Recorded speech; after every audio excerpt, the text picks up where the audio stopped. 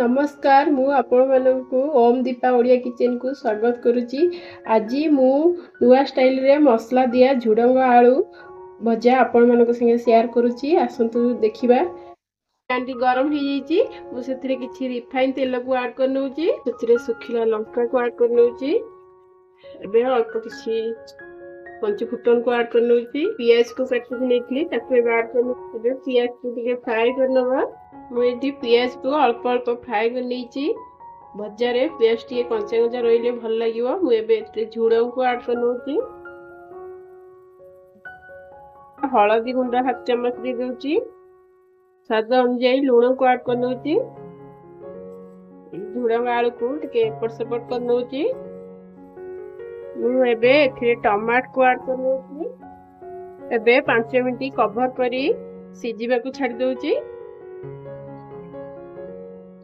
एबे चलंतु देखिबा हमर झुडंग आलू भजाटी हे जाईची।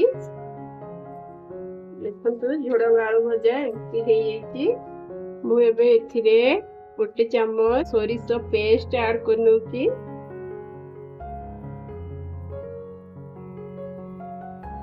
चम्मच लंका गुंड ऐड कर नउची।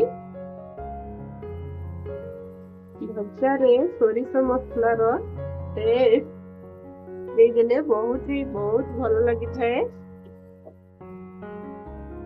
भजा रे सोरिष मसला को देला परे तार वासना भी भल आसी थाए।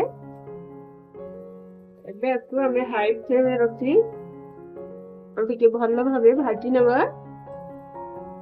एबे हाई फ्लेम में रखी भजा को एमती एपट सेपट करूथबा नहले भजार मसला टी तळे लागि जीवो।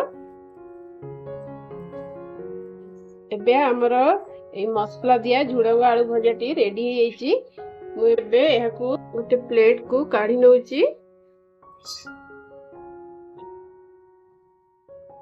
देखंतु बढ़िया वासना मध्य होची। एक प्रस्तुत हो जाइए मसला दिया झुडंग आलू भजाटी। एबे यह को आपण माने गरम भात किबा रोटी सहित मध्य खाई परिबे। आपण याकु मध्य पखाळ सहित खाइले बहुत टेस्ट लागिवो। आपण माने मसला दिया झुडंग आलू भजा को एही प्रणाली रे थरे बनै कि देखंतु बहुत स्वादिष्ट लागिवो। आपनको मोर एही वीडियोटी पसंद आसीथिबो प्लीज लाइक शेयर सब्सक्राइब करबा को जमा भी भूलंतु नहीं। रहिली नमस्कार।